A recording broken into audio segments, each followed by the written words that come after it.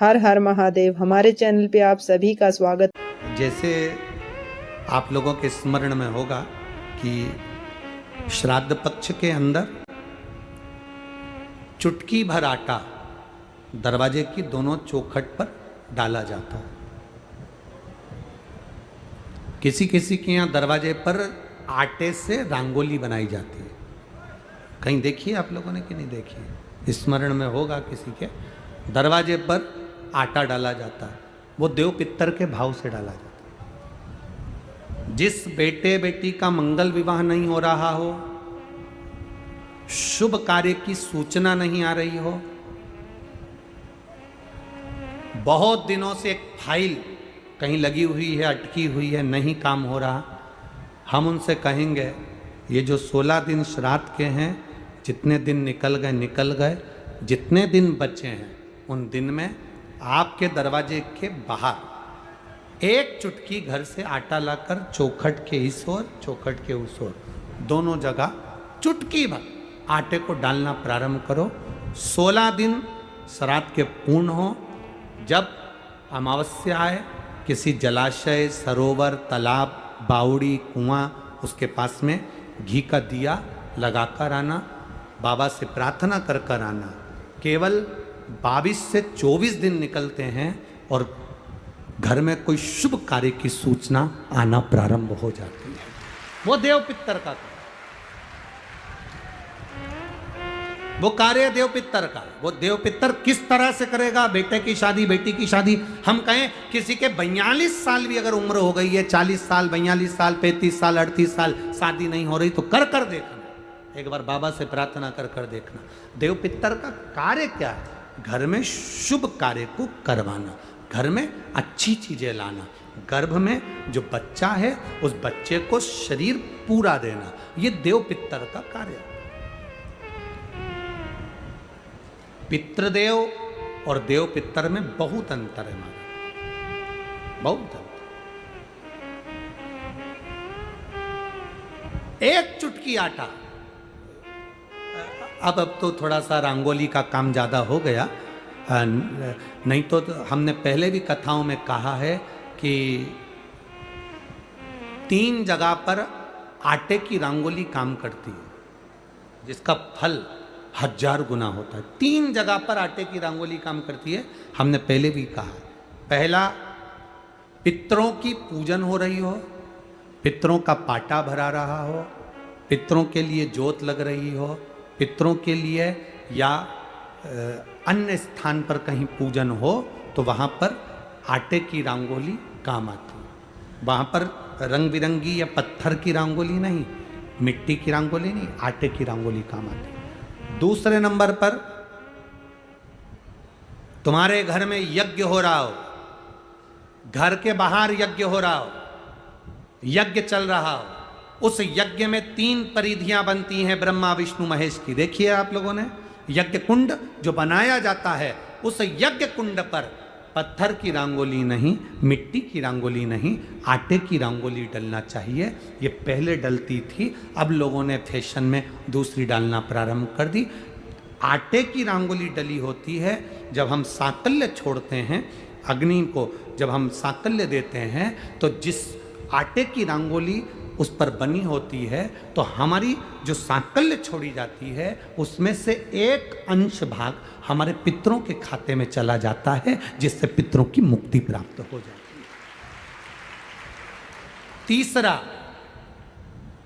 आटे की रंगोली तीसरी, घर में शादी हो रही हो, मंडप बंधा हो, उस मंडप के नीचे जब पूजन हो रही हो, उस समय पर पत्थर की या मिट्टी की रंगोली नहीं।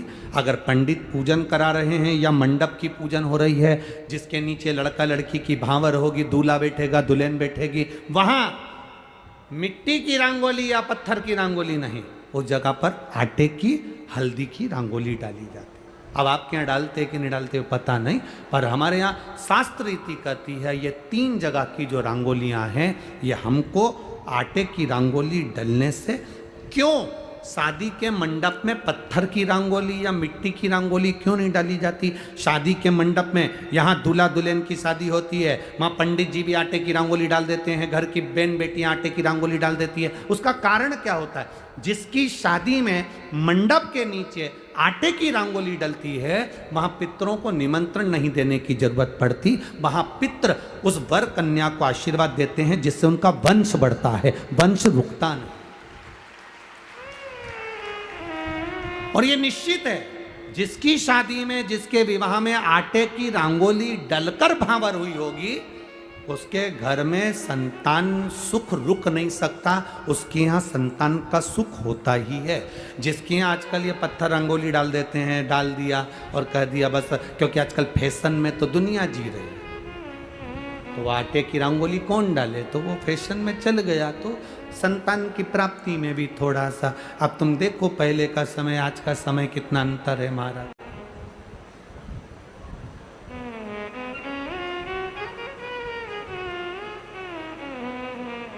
पहले के समय में संतान का सुख शादी के 1-2 साल में प्राप्त हो जाता था। आज के समय में संतान का सुख जब तक डॉक्टर के यहाँ दोनों जांच नहीं करा कर जाएं, दिखा कर नहीं आ जाएं। सब लोग कह रहे हैं डॉक्टर साहब जरा देखो संतान, डॉक्टर साहब बोले जांच करना पड़ेगी, बहू की भी जांच हुई, बेटे की भी जांच हुई, सब अच्छा है, उसके बाद भी संतान का सुख नहीं, उसके बाद भी संतान की प्राप्ति नहीं। शिव तत्व को जानिए। शिव महापुराण की कथा कहती है 3 जगह आटे की रंगोली की मूलता है। बोलेंगे आप लोग, पहला स्थान दरवाजे की चौखट, दूसरा स्थान बोलते जाओ जल्दी यज्ञ कुंड, तीसरा स्थान शादी का मंडप, जहां पर भले चुटकी भर आटे की रंगोली बने पर वो जरूरी है।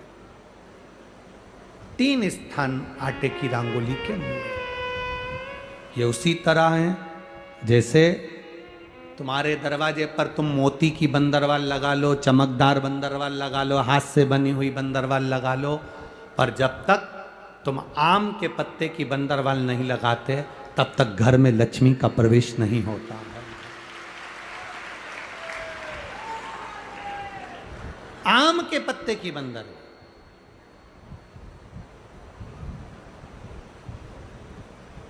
कहा गुरुजी आम के पत्ते की क्यों?